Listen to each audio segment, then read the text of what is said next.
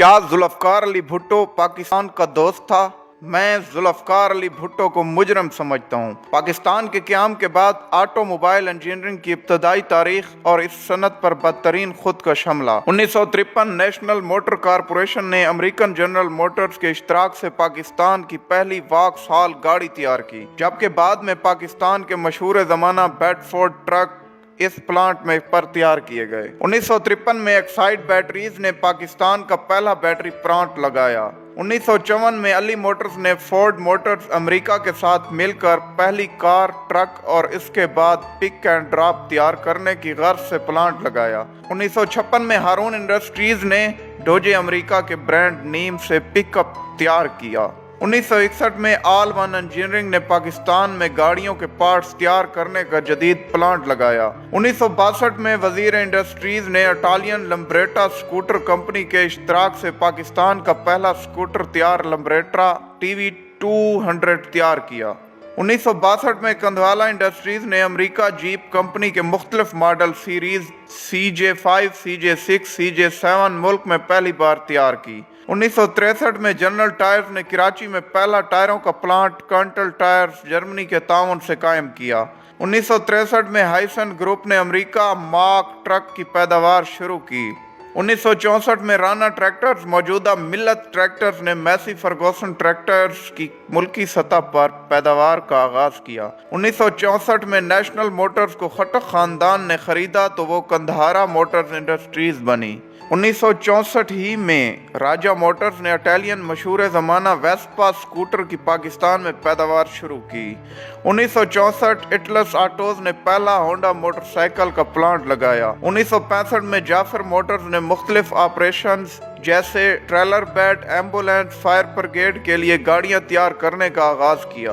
1965 में मानो मोटर्स ने टोयोटा गाड़ियों की मकामी सतह पर पैदावार की बुनियाद रखी। फिर आता है कहानी में वो मोड़ जहां से शुरू होने वाला इंटरवल आज तक खत्म होने का नाम नहीं लेता। 1972 में तमाम ऑटो सनतों को कौमिया कर पाकिस्तान ऑटोमोबाइल कारपोरेशन का नाम दिया गया। अली मोटर्स को अवामी मोटर्स, वजीर आला इंजीनियरिंग को सिंध इंजीनियरिंग, हारून इंडस्ट्रीज को रिपब्लिक मोटर्स, गंधारा मोटर्स को नेशनल मोटर्स, कंधवाला मोटर्स को नया दौर मोटर्स, हाइसन को मार्क ट्रक, जाफर मोटर्स को ट्रेलर डेवलपमेंट कारपोरेशन का नाम दिया जाता है, जबकि राना ट्रैक्टर्स को मिल्लत ट्रैक्टर्स का नाम देकर पाकिस्तान ट्रैक्टर्स कारपोरेशन का इदारा कायम किया गया। माजरत के साथ भुट्टो साहब भी किसी के मंसूबों पर अपनी तख्ती लगाते रहे, जिसकी बदौलत आज तक हमारी सनत मुकम्मल बहाल नहीं हो सकी। अगर ये तमाम इदारे अपने असल मालकान के पास होते तो आज पाकिस्तान के अपने ब्रांड लॉन्च हो चुके होते। आज हमारे मुल्क की बनी गाड़ियां, मोटरसाइकिल, ट्रैक्टर और ट्रक दूसरे ममालिक की सड़कों पर नजर आ रहे होते, बिल्कुल ऐसे जैसे टाटा और महिंद्रा की मसनूआत अरब दुनिया और अफ्रीका में नजर आ रही हैं। आज इन कौमियाई गई सनतों में सिर्फ 3 टूटी फूटी हालत में किसी न किसी तरह जिंदा हैं, बाकी सब का वक्त के साथ इंतकाल हो चुका है। 60 की दहाई तक पाकिस्तान में इंडस्ट्री फरोग पा रही थी।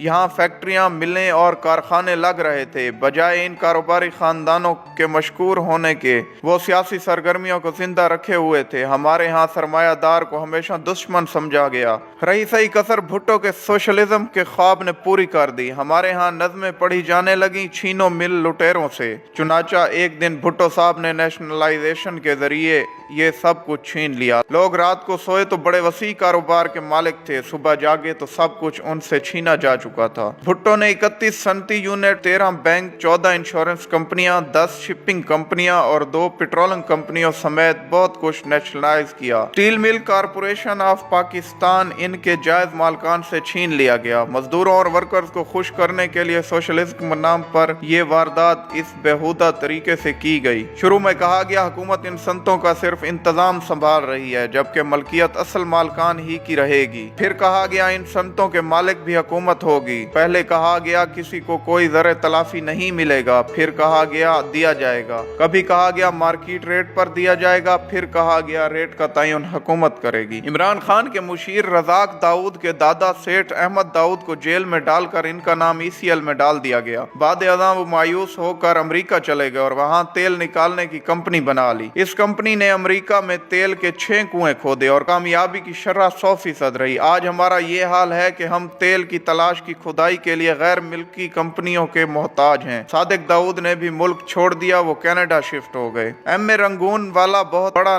कारोबारी नाम था। वो रंगून से मुंबई आए और क़याम पाकिस्तान के वक्त सारा कारोबार लेकर पाकिस्तान आ गए। वो यहाँ 1 या 2 नहीं 45 कंपनियां चला रहे थे। इन्होंने भी मायूसी और परेशानी में मुल्क छोड़ दिया और मलेशिया चले गए। गर्ज ये के तमाम इन्वेस्टर जिन्हें आज हम ढूंढ रहे हैं वो सारे पाकिस्तान छोड़कर मुख्तलिफ ममालिक में शिफ्ट हो गए। मजदूर अब सरकार के मुलाजिम थे, काम करने की क्या जरूरत थी। नतीजा ये निकला, एक ही साल में कमाई गई सनत का 80% बर्बाद हो गया। ज़री ग्रोथ की शरह 3 गुना कमी वाक़ हुई, नौबत कर्जों तक आ गई। जितना कर्ज मशरकी और मगरबी यानी मुत्तहिदा पाकिस्तान ने अपनी पूरी तारीख में लिया था, इससे ज्यादा कर्ज भुट्टो हुकूमत ने चंद सालों में ले लिया। खित्ते में सबसे ज्यादा अफरात ज़र पाकिस्तान में था। अदायगियों के खसारे में 595% इजाफा हो गया। स्टेट बैंक हर साल एक रिपोर्ट पेश करता। भुट्टो ने 4 साल स्टेट बैंक को ये रिपोर्ट ही पेश ना करने दी ताकि लोगों को इल्म ही ना हो कि कितनी तबाही हो चुकी है। हम भी क्या लोग हैं, अपनी इंडस्ट्री अपने हाथों से तबाह करके अब हम चीन की मिन्नतें कर रहे हैं कि यहाँ इंडस्ट्री लगाए। दुनिया 40 साल से कंप्यूटर इस्तेमाल कर रही है और हम आज तक एक माउस नहीं बना सके। दुनिया 30 साल से मोबाइल फोन इस्तेमाल कर रही है और हम आज तक एक चार्जर नहीं बना सके। पाकिस्तान का खाना खराब करने में जुल्फकार अली भुट्टो और पीपल पार्टी का